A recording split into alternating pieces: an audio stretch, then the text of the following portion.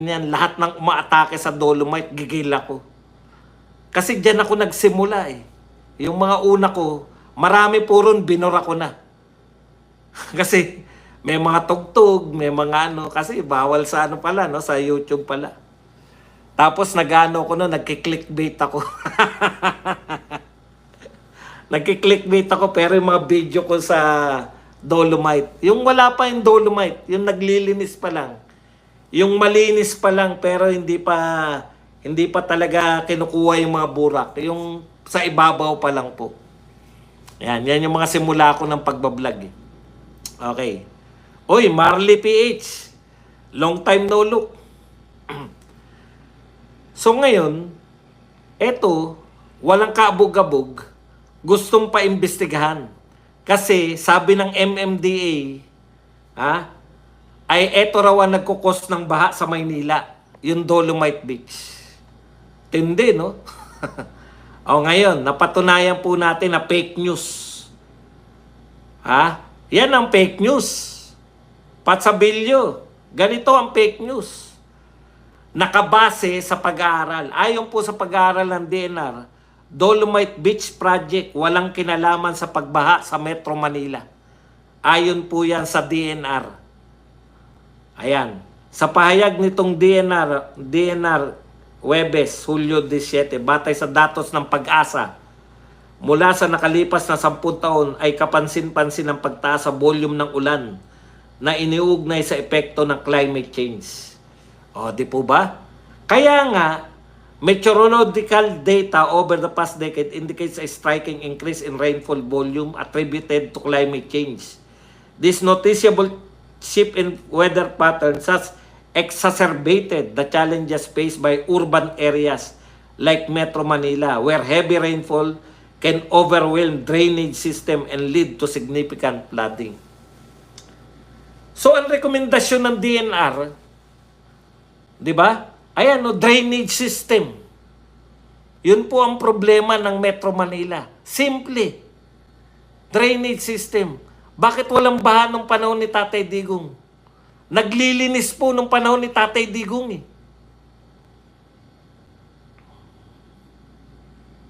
Nilinis yung Ilog Pasig, nilinis yung Manila Bay, nililinis po yun pong mga estero papunta sa Ilog Pasig. Yung Ilog Pasig papunta sa Manila Bay, nililinis. Manila Bay mismo nililinis. Ngayon, sa simpleng ganun, solid waste management. Yan. Assessing the causes of flooding must be rooted in science-based analysis. Science-based analysis. At ang science-based analysis ng DNR, ayan no, improve. Ito po ang kanilang rekomendasyon. Improve drainage designs incorporating modern drainage solutions that can handle increased rainfall volume, solid waste management enhancement. Solid waste management. Solid waste management. Drainage system. Kung ito po ang naging batayan ng ginastosan ng BBM ng trilyon na budget, baka hindi tayo ganong binabaha. Kasi nakabase po yan sa siyensya eh. Po siya, pagbabatayan mo sa MMDA, sabi ni MMDA, kaya binabaha ang Maynila dahil sa Dolomite Beach. Pucha, kailan lang po tinayo yan Dolomite Beach? Ibig sabihin, walang baha ang Maynila bago magtayo ng Dolomite Beach? Ah, di ba? Ang laking kalokohan, di ba? Ibig sabihin, panahon lang po ni Tatay Digong yan Dolomite. Bago ba magtayo ng Dolomite Beach, ganito po ka-impractical yung ganong pananaw. Bago po ba magkaroon ng Dolomite Beach, yung basurahan pa po yan Dolomite Beach na yan, wala pong baha sa Maynila? Meron na. Meron na pala. Ibig sabihin, kung meron na, hindi po yan Dolomite Beach ang cause. Kaya nga kayo nagkaroon ng flood control project eh. Ngayon, kung meron dapat imbestigahan, yung mga flood control. Hindi naman kita kilala personal, Congressman Redon. Asar lang ako kung sisisihin mo yung Dolomite. Kasi lahat na sumisi sa Dolomite, mahal namin yan eh. Tambay kami dati sa Dolomite eh. Marami akong history dyan sa Dolomite. Panapanahon, bumabalik ako dyan kahit hindi ako nagbibideo. Kasi dyan ako nagsimula ng maging vlogger. Kaya sinasariwa ko yan. Okay.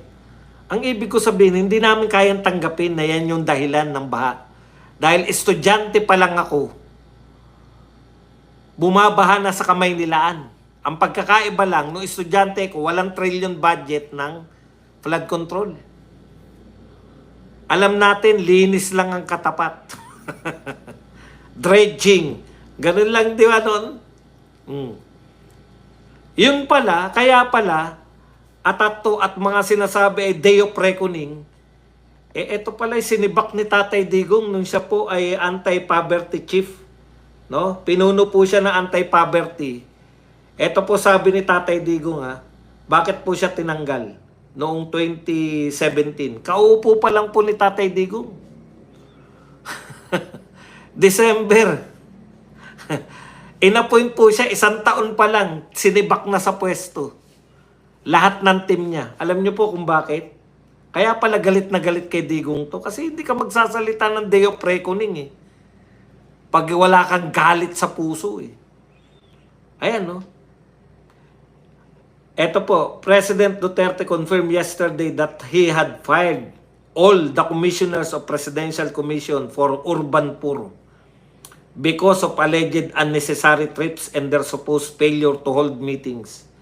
PCUP headed by Terry Redon, a former representative of the left-leaning Kabataan Party List.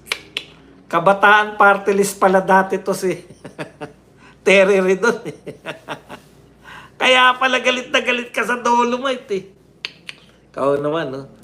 Ayan, tinanggal po siya dahil, eto po ang sinabi, "Today I fired the whole commission," sabi po ni Tatay Digong to, "for the urban poor. One is because it is collegial body and I have heard that they never had any hearing except for 1 and 2. No personal reasons really to fire him except that he had too much too soon." Ano po yung ibig sabihin ng too much too soon ni Tatay Digong? 1 taon pa lang pong nakapwesto to. 7 beses nang nag-travel abroad. Tanggal siya sa pwesto, kaya pala masama ang loob mo kay Tatay Digong. Yan lang po, no? Kaya napagdudugtong-dugtong natin eh, di ba?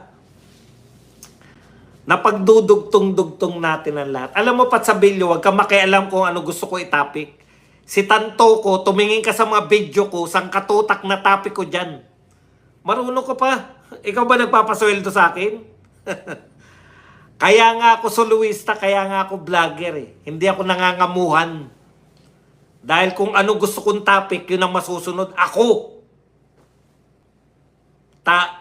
Vlog ko to. Alam nga naman araw-araw, tantoko ka ng tantoko. Marunong ka pa sa vlogger. Oy, Sherry, long time no look. Thank you very much sa $480. 480 yen. Pati ba naman topic ko, pakikialaman mo? Hindi ka na nasiyahan na tawagin akong fake news? Pati topic ko, gusto mo ikaw ang masunod? Utot mo. Matagal ko ng payo sa yan. Mukhang magaling ka naman. Gumawa ka ng video mo. Gumawa ka ng video mo. Mag-upload ka sa YouTube. Hindi mo ako kayang pakialaman. Walang nakakapagdikta sa akin kung ano. Galit na galit ako rito sa Dolomite. Yan ang gusto kong itapik. Ano man pakailan mo?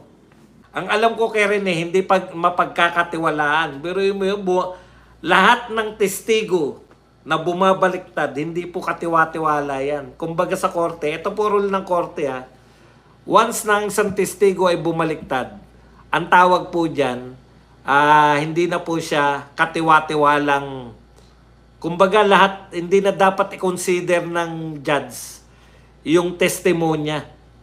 Unreliable witness na yan.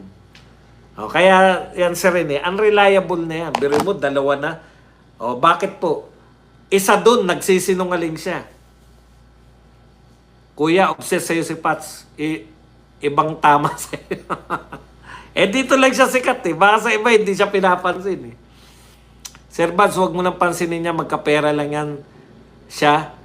Screen lang yan isa sa head para may budget. Yan. Leonard Alechag, pilit na hinihila pababa si PRRD, madali lang naman yan, higitan nyo, nagawa ni PRRD. Yun po ang pinakamalupit. Pero kung makahusga kay Risa Wagas, di ba? Opo, hinuhusgahan ko siya. Ha, di ba? Ang husga po ay hindi news. Ang husga ay opinion mo. Ang tingin ko kay Risa Ontiveros, no? Hinuhusgahan, yung ba gusto mo marinig? Pero hinuhusgahan. Hindi ako nagmamabait dito. Pero hindi news yan. Yan yung sinasabi ko sa inyo. Ang paghusga ay isang opinion ng tao. Oh, hindi mo alam yun, no? Dapat kasi basic eh. Alamin nyo yung pagkakaiba ng news at ng opinion. Wanda Tulfo, nagka-anomalya, binigyan ng advertisement yung kapatid niyang si Bitag. Hindi niya alam, bawal yun. Kaya, ano siya, di ba? Resign. Si Risa, kahusga-husga at hindi katiwa-tiwala. Kala mo ba magmamalinis ako? Hinuhusgahan ko siya. Ang tibay ng sikmura ni Paz. Si Risa, wala na yata magawa si Kong, bakit iimbestigahan? Sir Bads, kaya palang witness ni Dilima na bumaliktad. Missing in action, correct me if I'm wrong. Hindi po, nariyan lang po sila. Ito ngayon ang tanong kay Dilima, di ba? Tinatanong kasi ni Dilima, alam daw ba kaya ni Crispin, Boying Remulla, ang nahumihirit yung kanyang mga prosecutor? Ikaw naman, oh. Yung abogado ni Dilima nagtatanong, alam daw ba kaya ni Boying yung paghabol na ginagawa ng mga prosecutor? Ikaw naman, Dilima, oh. Pwede po yan sa ibang departamento, pero po sa DOJ, iba po yung si Boying, hindi po pwedeng makapalag yung mga tauhan niya na nagsarili ba, yung mga tauhan niya na hinabol ka. Hindi alam. Hindi ka makapaniwala na hinahabol ka ni Remulla. Feeling mo, bati-bati kayo dahil pareho kayo supporter ni BBM, ha? Yun nga pinagtataka namin, eh. Bakit ka hinahabol, Dilima? Bakit ka hinahabol ni Boying? Di ba? May nagawa ka kaya kay Boying. Si Ante Claire kasi wala sa basis sa kanyang press con. Yan yung corrupt na sinibak. Ayan. Boss Buzz, pilit pinagtatakpan yung pagkamatay ni Paulo Tantoco na OD sa white powder substance. Alam po ninyo, bago magsalita si Ante Claire, clear sa atin ang lahat eh, di ba? Namatay sa OD si Tantoco. Sabay nagsalita si Ante Claire. Fake news. O ngayon, dahil yung mga media, sinabihan niya pa yung mga media, yung mga media natin walang buto eh. Nakakahiya kayo. Kung sabihan ni Ante Claire na mga DDS, mga vlogger na mga Duterte, fake news, aalma kami. Kayo, sinabihan kayo. Mga media. Wala kayong palag, mga media. Kaya yung mga media natin, walang mga buto eh. Nakakaawa kayo. Kawawa lang sa atin yan eh, di ba? Marley. Pag nakikita namin sa rally, yung mga mainstream media, iiyak talaga siya kay Bonjing dahil panay ang suporta niya kay BBM eh. Tapos babanatan siya ni Bonjing. Boying pala, Bonjing. Good day, Boss Bud. Sana makonvict na si Palaka. Mayabang na kasi si Ante Claire kaya sinisibak na. Hindi sisibakin yan. Sa tingin ko, hindi sisibakin yan. Yung flood control nga, asa na kaya ni BBM? Yun dapat ang imbestigahan nyo. Ano nangyari? Di ba? Hinahanap na kita, Shairi. Ano ba nangyari sa'yo? Matagal ka na hindi nagpapakita. Maski sa Berada Aguila, hindi ka nagko-comment dun. Sir Badong, kaya ba binaliktad ang tayo ng freak media na yan? Oy Marley, saan ba rally bukas? Sana umaraw para makapag-rally naman. Gusto ko sa liwasan eh. Meron bang sa liwasan? Ayoko sa mga looban. Ganon din si Prasco ng tourism. Malaki din ang budget niyan sa tourism. Yung pila nangopya lang sa ibang bansa for ads. Sa liwasan. Gusto ko nga sa liwasan eh. Anong oras ba sa liwasan? Marley, doon tayo sa liwasan. Hi Lods Badong watching from Mindanao po. Dance, fitness, ma'am. Sabi ni Kabisdak, mga takot yan si Eden lang matapang. Walang mga boto kayo. Wala kayong mga boto, kayong mga media. Ano yung sinabi sa kanila ni Auntie Claire? Na wala yung mga tapang eh. Dapat talaga wag natin tatantanan ng Tantoko issue o COCAC kasi puro gawa nila diversionary tactics para makalimutan na natin. Bakit di nila gayahin si Eden na matapang magtanong? Net 25 kasi si Eden. Sila. Meron boss ba dong sa liwasan maisog? Yan, sunod tayo sa liwasan. Gusto na Malacanang na may laruan siya ng mga garapata. Sa Dolomite Beach kayo mag-rally. Wala po, wala. Mainit po. Kaya, alam niyo po kami mga batang Dolomite, puta mainit po talaga sa Dolomite. Iniisip ko nga minsan, siguro kung pwedeng taniman sana sa gitna ng mga hilera ng ng mga puno ng nyug, no? Yung pinakagitna, ang sarap siguro.